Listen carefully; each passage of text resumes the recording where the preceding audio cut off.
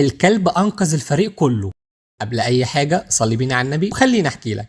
في الدوري الانجليزي سنه 1970 حصلت واقعه غريبه جدا في ماتش بين شيفيلد يونايتد وفريق تاني، كانت النتيجه ضدهم والجمهور كله محبط والفرقه شكلها خلاص هتخسر، وفجاه كلب مجهول اقتحم الملعب. الكلب جري وسط اللعيبه، الحكم وقف اللعب، الامن يجري وراه، والجمهور كله انفجر ضحك. اللعيبه نفسهم خرجوا من جو الضغط وبداوا يضحكوا. المدرب كان واقف مش فاهم اللي بيحصل. بعد شويه مطاردات الامن قدر يطلع الكلب بره الملعب، بس اللي حصل بعد كده كان اغرب. اول ما الكلب خرج شيفيلد يونايتد صحوا فجاه وجابوا جون التعادل، وبعدها بدقايق سجلوا هدف الفوز. الجماهير كانت مش مصدقه اللي بيحصل. المعلق قالها بجمله تاريخيه: يبدو ان هذا الكلب كان يحمل الحظ في مخالبه. من اليوم ده الجماهير سمت الكلب ده فالي الخير، وقالوا كمان انه كان السبب في الفوز العجيب ده. الدرس من هنا ان لما تلاقي فريقك خسران جرب تبعت كلب الملعب، يمكن الحظ يتغير.